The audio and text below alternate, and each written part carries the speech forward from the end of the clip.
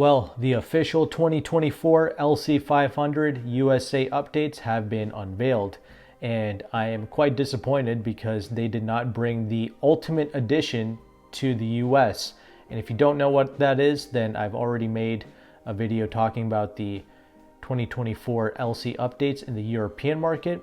Pretty much everything from that video translates over to the US market except for the Ultimate Edition.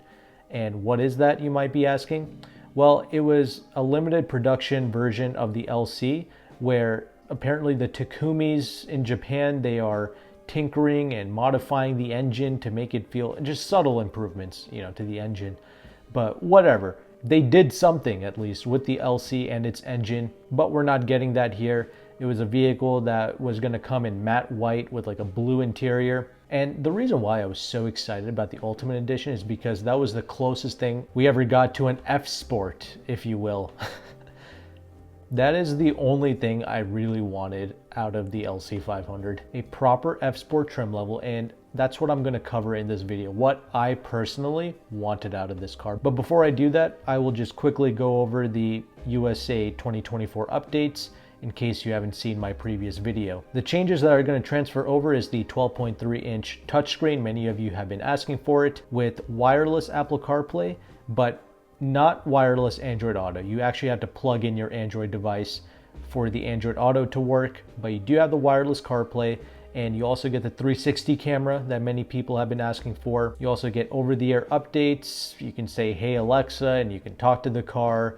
You can also have Wi-Fi hotspot. All the tech has been updated, and I'm just glad to see that they didn't ruin the LC500 interior space with the touchscreen. They did an amazing job of implementing that. Me personally, I still prefer the previous generation infotainment where you had the touchpad and the way the screen was implemented in this glass housing, if you will. I just thought that was really elegant, but credit where credit is due, the designers did a good job implementing this touchscreen that apparently everybody wanted.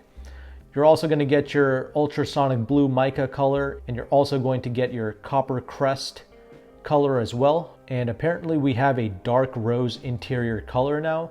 I feel like that's just Rioja red and they just renamed that dark rose. I could be wrong about that, but it looks like Rioja red from the pictures. I'm not sure, but I think they got rid of the orange interior and the circuit red color, which is a true shame. Those were some pretty cool interior colors for the LC. I'm not sure if it's going to be available on the bespoke build. I hope it is because they're still doing that. In fact, they also introduced the bespoke build for the convertible LCs now too. That's really what we get for the United States. That's our special LC. It's the bespoke building program.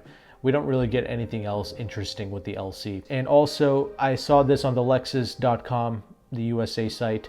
You also get this white and blue interior as well, but we don't get the full dark blue interior. And finally, you got Lexus Safety System 2.5 Plus. No idea why they didn't give us Safety System 3.0. Anyway, Lexus safety features, they work pretty great, so I don't care. I just thought it was weird that this flagship product did not get the Safety System 3.0. Everything else is just the same kind of, suspension tweaks that they've been talking about for the past 5 years, with the increased ground contact and all that. Yeah, that pretty much continues here as well, the subtle suspension tweaks.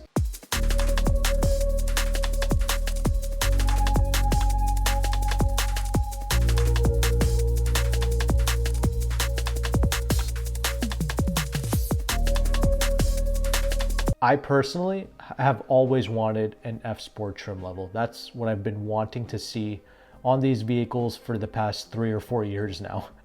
And I've been waiting and waiting, never got it. And I had a gentleman comment on my last video saying, "Oh, why do you want an F-Sport package and make the vehicle ride worse and to make the LC into something that it's not?" He went on to say that he owned a 2018 LC500, and sir, you literally own the worst riding iteration of the LC500. He cares so much about ride quality, and he's, going on and on about how everything I want is just going to destroy this vehicle. And he literally owns the worst riding version. The 19s and the 20s, they ride perfect. That's where the ride quality should be. for a vehicle like this, but the 21s and up, if this gentleman actually listened properly to the video, he would understand that 21s and up ride like a cloud, honestly. If you're older with back issues, I said this specifically in the video, 21s and up is the model that you want. But the incredible thing is they did not destroy the handling ability of the LC when they softened the suspension like that. Sure, the vehicle has lost some of that edge, like that edgy feel that it had, and that's the only thing I didn't like, but the capabilities are still there. It still handles the same. It just feels softer around the edges with the 21s and up. If you're an older person purchasing the LC, you don't care. In fact, you would prefer the 21s and up. And I just wish people would quit being idolaters and just listen to the message properly, because that's the problem when you start worshiping this stuff. You know, you don't think rationally or you don't listen properly. Because what I stated, the thing that I want in F-Sport would actually not destroy this car in any way, shape, or form. I think the biggest problem and the biggest reason why so many people misunderstand the LC is because they try to put it into a box. They try to categorize it as a GT car or a luxury car or a sports car. You know, they try to put it into these various boxes and categories, and the reality is, to understand the LC, you need to first understand that this car does not fit in any of these boxes. You cannot categorize this car, and that's what makes it so special. And I keep trying to tell people this, it's the ultimate street car. That high curb weight is actually what gives it such a high quality sensation when it rolls down the road. It gives it a unique demeanor. This car is meant to be enjoyed out on a street. There's a crazy obsession with people driving track cars on the street and then people driving street cars out on the track. Let me know in the comment section if you're running street cars out on a track. Can you please explain to me why you do this? Why don't you own an Ariel Atom, or better yet, even a motorcycle? If you care about, you know, weight savings that much, just get a motorcycle. Get an Ariel Atom. Get a real SRC track car, whatever that thing is called. Why don't you purchase one of these things and run that around the track? And Lexus made something that we can enjoy for the street, where we're going to actually drive. The car drives amazing at 30 miles an hour. It feels special at those speeds, the same way it feels special doing 130 on an empty road. You see what I'm saying? No, I don't think most people can see what I'm saying. I'm sorry. I understand that not everyone has had the privilege in their life in driving like thousands of cars. Not everyone's a car reviewer. I get that. But most people, when they can get some seat time in this car, that's when they begin to understand. That's when they understand what I'm trying to say here. In an F-Sport model, all I require is a slightly cooler body design, you know, some new carbon fiber lip spoilers, right, for the front, for the side skirts, a little rear diffuser, carbon fiber spoiler, some new lightweight forged wheels that weigh less than the forged wheels that they're offering here already, because all of the 21-inch wheels are all forged wheels, but with all of their BBS contacts that they have, that Toyota and Lexus have, I'm sure they can get an even lighter weight one-piece forged wheel that can help with the unsprung weight, and that would also help with the ride quality even still. For all those people complaining about how an F-Sport would ruin the ride quality, doing subtle weight savings techniques here and there, especially with unsprung weight, like with the wheels, the suspension components, that actually helps with the ride quality. Not just with performance, mind you. So some lighter wheels, some carbon fiber bits, a subtle tune of the engine, make it do 500 horsepower. You know, let's cross that 500 horsepower threshold here with the Lexus product. That would be great. Aside from the LFA, it would be nice to have this LC also making 500 horses. You know, I'm just pissed because the stupid RCF got all of the amazing Lexus treatment, and it didn't even help that car. So many people have literally just said that it drives like a regular RCF, but the thing looks amazing. It came with a titanium exhaust, you know, and even with the titanium exhaust on the RCF, it doesn't sound that much better. It doesn't sound anything like the LC from the factory. You really have to get an aftermarket exhaust on those RCFs, your GSFs, IS500s to make it sound cool.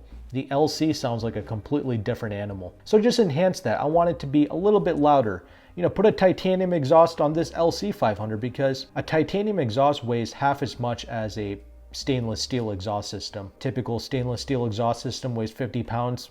titanium exhaust would weigh 25 pounds. But again, we don't need to take too much weight out of the car, just maybe 100, 200 pounds, that'll be fine, you know, because we don't want to destroy the character of this car either. You know, that higher curb weight actually helps it to feel like a quality product, to make it feel super stable at like 150 miles an hour. You don't have to go crazy with the exhaust sound, just make it sound a little bit louder than what the vehicle is currently. Titanium exhaust typically has that more higher pitched exhaust tone than a stainless steel one. So that's why I wanted to go with titanium on this LC. You know, the Lexus engineers, they can tune it properly. I just feel like that can fit the character of this car extremely well. Maybe they can get rid of the rear seats completely because they're pretty useless anyway. So you just ditch the rear seats. Maybe just put like a little roll bar, carbon fiber, like X shaped roll bar, that would be fine. That right there, that's probably going to save 200 pounds. So you still have like a 100 pound car here. I do know Alcantara weighs half as much as leather.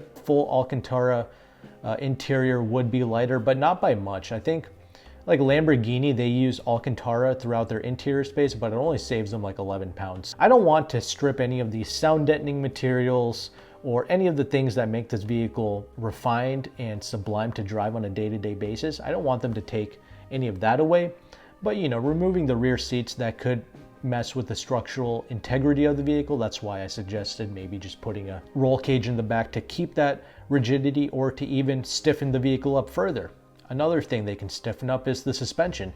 Because it's so soft now, without compromising the handling capability, what they can do now is they can stiffen it back up and make the vehicle handle even better. They can even drop the ride height of this car by 1/10 of an inch or something, because this thing has an amazing ground clearance at over 5 inches. Not many people know about that.